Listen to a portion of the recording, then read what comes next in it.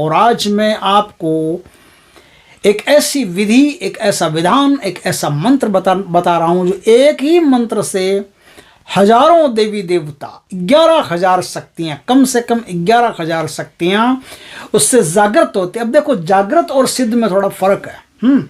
और समझ लेना, मैं कह रहा हूँ कि जागृत होती है, इसका मतलब ये नहीं कि आपको 11,000 शक्तियाँ सिद्ध हो जाएगी और आप 11,000 शक्तियों के साथ बाजार में से चलोगे, नहीं। 11,000 शक्तियाँ जागृत हो जाएगी। मतलब क्या होता है? मतलब ये होता है कि अभी हम जैसे कुल देवी, कुल देवता को भोग देते हैं और भोग लगता ही नहीं है, कहीं जाता ही नहीं है, कोई फ़र्क ही नहीं पड़ता, कोई असर ही नहीं पड़ता, कुछ होता ही नहीं है। घर में धूप करते हैं, कोई असर नहीं होता, वही ढाक के 3 पात रहते हैं, बकरी की 3 टांग रहती, कोई फ़र्क नहीं पड़ता। तो इसका मतलब क्या होता है? इसका मतलब होता है कि हमारे देवी देवता, कुल देवी, पितृगण, योगिनी, जो भी शक्तियाँ हमारे आसपास है, वो सारी की सारी शक्तियाँ नींद ले रही है बड़ी टनाटन सुप्त अवस्था में। तो सुप्त अवस्था में जब शक्तियाँ होती है तब क्या होता है कि हम कुछ भी कर लें उनके लिए कोई फर्क नहीं पड़ता। तो क्या होता है? उन शक्तियों को जगाना पड़ता है।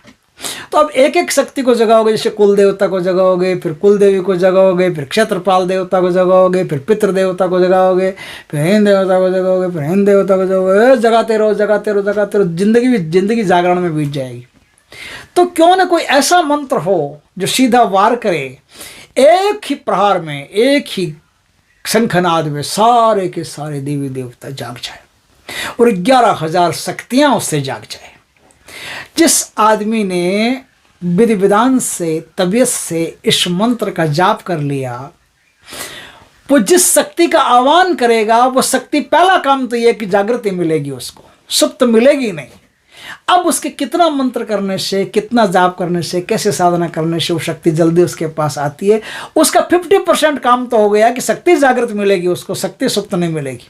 अधिकांश लोग जो साधनाएं करते हैं, और एक बात और बताता हूँ कि आप कोई भी प्रकार की साधना करो, किसी भी प्रकार की साधना करो, उन साधनों में भी शक्तियाँ सोती रहती है, उन साधनों में भी शक्तियाँ अपनी दुनिया में रहती है। अब सोते होने का मतलब क्या है?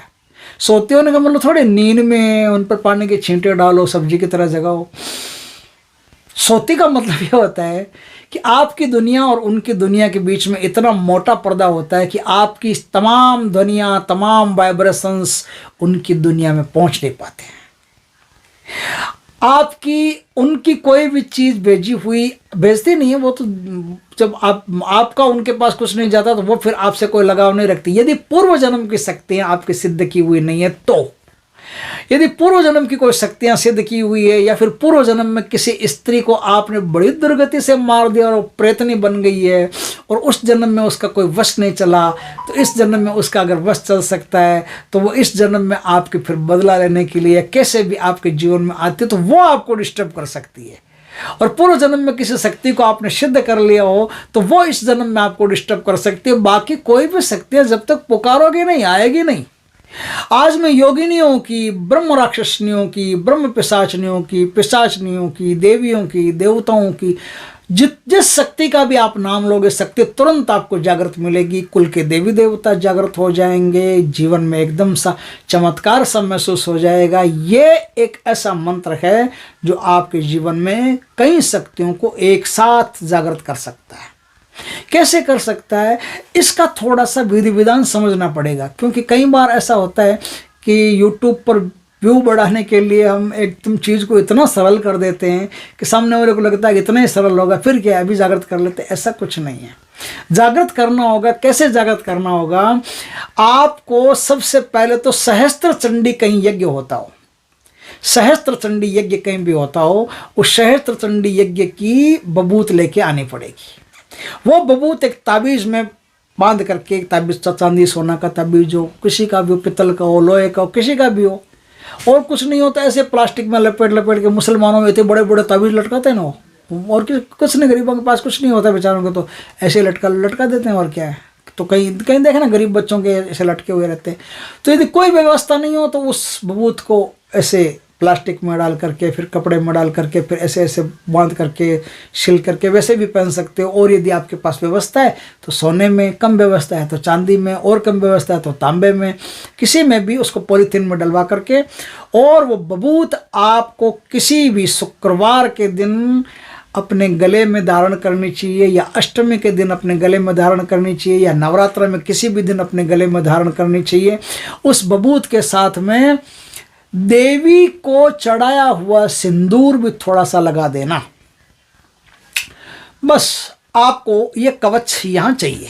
अब ये कवच यहाँ रहेगा तो कोई भी नेगेटिव प्रहार जो है ना, बंधन वगैरह के, ये आप पर असर नहीं करेंगे। ये असर नहीं करेंगे तो अब जो आगे मैं मंत्र बताऊंगा, जो साधना बताऊंगा, वो आपकी चलेगी। तो आपका ये काम यहाँ हो गया। अब क्या है, आपको बढ़िया धूप लेनी है। कौन सी? उद की या फिर गुग्गल की बढ़िया धूप लेनी है।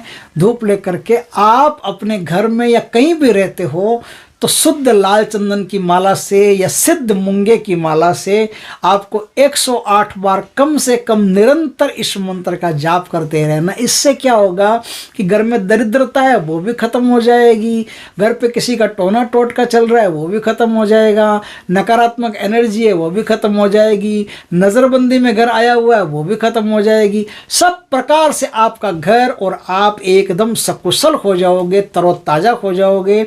अब वहाँ से क्या है, शक्तियां होगी जागृत। क्योंकि अब क्या है, इस साधना को करने के बाद में फिर आप अपने कुल देवता के नाम से जिस भी दिन आप निकाले हैं, वो जो भी आपका मंगलवार हो, शनिवार हो, कोई भी दिन हो, कोई भी तिथि हो, उस तिथि को कुल देवता के नाम से भोग लगा करके देखें। आप भोग लगाओ, तुरंत आपके घर में कोई शुभ समाचार आए, आत्मा में कोई शांति प्रकट हो, अच्छा सा गुड फील होता हो, तो समझ लेना कि आपका भोग कुल देवता को लग गया।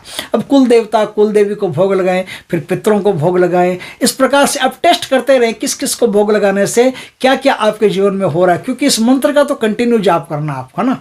तो ये है अर्गला का मंत्र, जिसमें लक्ष्मी की भी शक्ति है, माँ काली की भी शक्ति है। इसमें तमाम देवी देवताओं की, तमाम देवियों की ऐसी अद्भुत शक्ति है जिससे 11,000 टोटल जो शक्तियाँ होती है, 11,000 शक्तियाँ होती है, वो जागृत हो जाती है।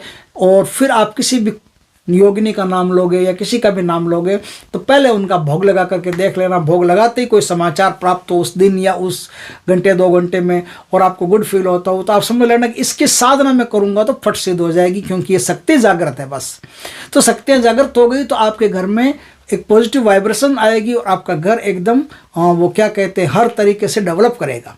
तो दोस्तों मंत्र क्या है, मंत्र मैं आपको बताता हूँ। एकदम आसान मंत्र है। ओम जयंती मंगला काली भद्र काली कपालिनी दुर्गा क्षमा शिवा धात्री स्वाह स्वधा नमस्तुते। इसमें अग्निदेव की दोनों पत्नियों का भी नाम है, स्वधा और स्वा और स्वधा। तो ये मंत्र अपने आप में बेहद शक्तिशाली मंत्र है और इस मंत्र का जाप करके आप बहुत कुछ प्राप्त कर सकते हो दोस्तों। तो ऐसा अवसर नवरात्र में मिले तो सबसे बढ़िया रहेगा, तो करके देखिए, आपको लाभ होगा दोस्तों।